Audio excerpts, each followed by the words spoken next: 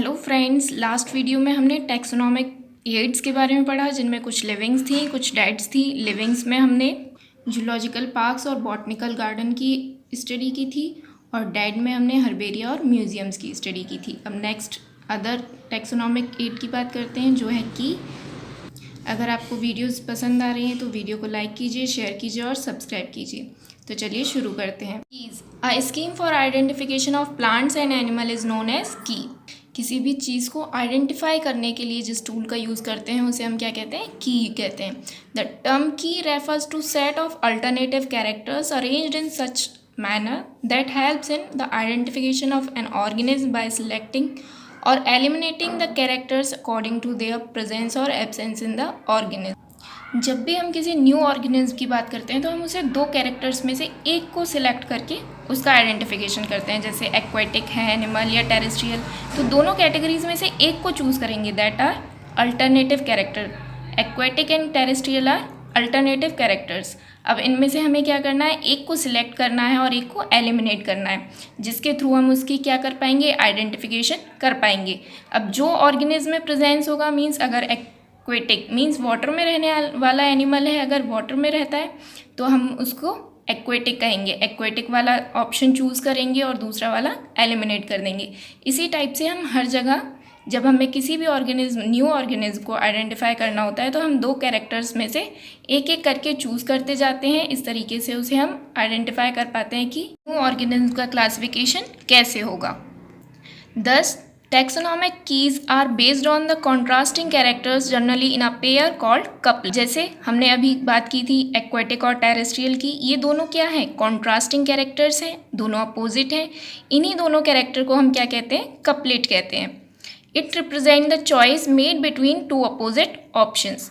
ये क्या रिप्रेजेंट करता है? कि क्या रिप्रेजेंट करती है? चॉइस को रिप्रेजेंट करती है, जो हम दो अपोजिट ऑप्शंस में से एक को चूज़ करके करते हैं। जैसे हमने एक्वेटिक और टेरेस्ट्रियल दोनों अपोजिट ऑप्शंस हैं, उनमें से एक को चूज़ करके उसे आइडेंटिफाई करने की तरफ आगे बढ़ा। This results in acceptance of only one and rejection of other. अब जैसे हमने अभी एक्वेटिक और टेरेस्ट्रियल में से किसी भी एनिमल को, अगर आप फिश, एक्वेटिक किसी भी एनिमल्स को लेते हैं, जैसे अगर हम फिश जैसे किसी एनिमल का क्लासिफिकेशन करते हैं, उसे आइडेंटिफाई करते हैं, तो हम एक्वेटिक को चूज़ करेंगे, मीन्स एक्सेप्ट करेंगे किसको? एक्वेटिक को, और रिजेक्ट करेंगे टेरेस्ट्रियल को। Each statement in the key is called lead. जितने भी स्टेटमेंट इसमें आते हैं की में, उसे हम क्या कहते हैं? लीड। जितने भी आपको कैरेक्टर्स दिए जाएंगे, जिनको आप चूज़ करेंगे, जिन्हें आप रिजेक्ट करेंगे, ये सारे स्टेटमेंट्स क्या कहलाएंगे? Lead. This is carried out of an organism by determining its similarity with an already known organism। ये जो की के आधार पर, की के बेस पर हम जब ऑर्गेनिज्म की आइडेंटिफाई करते हैं, उनकी आइडेंटिफिकेशन करते हैं, तो हम कैसे करते हैं?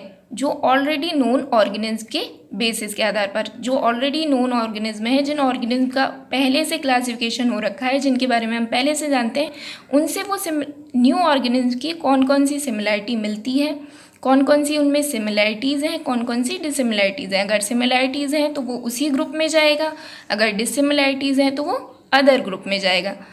ठीक है। Separate taxonomic keys are required for each taxonomic category like family, genus और स्पीशीज़।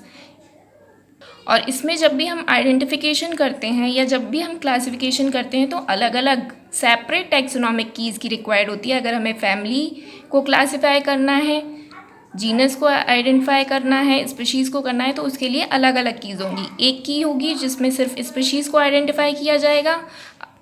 चलिए अब देखते हैं कुछ अदर टैक्सोनॉमिक एड्स जिनके बारे में हम जानेंगे। Monographs, manuals, flora, catalogue, publications.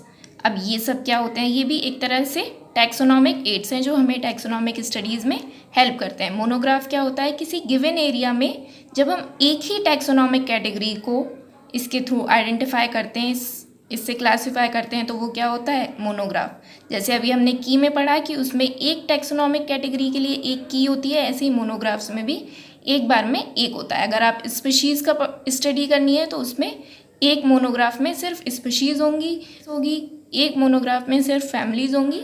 इस तरीके से एक एरिया में दिए हुए स्पीशीज़ की स्टडी के लिए, और वो भी एक ही टैक्सोनॉमिक कैटेगरी की, हम क्या यूज़ करते हैं? Monograph. The second is manual. Manual होता है किसी भी एक एरिया में जितनी भी प्लांट और एनिमल स्पीशीज़ हैं उनका स्टडी हमारा मैनुअल्स के आता है। फ्लोरा, जितनी भी प्लांट स्पीशीज़ हैं एक एरिया में फ्लावर्स कंटेनिंग, वो सारी फ्लोरा के अंतर्गत आती हैं। कैटलॉग, कैटलॉग में एक ही एरिया में आने वाली सारी प्लांट स्पीशीज़ अल्फ़ाबेटिक ऑर्डर में अरेंज की जाती है। आपका लास्ट टॉपिक इस फर्स्ट चैप्टर का, द लिविंग वर्ल्ड का। Next, thank you for watching. उम्मीद है आपको वीडियो पसंद आएगी।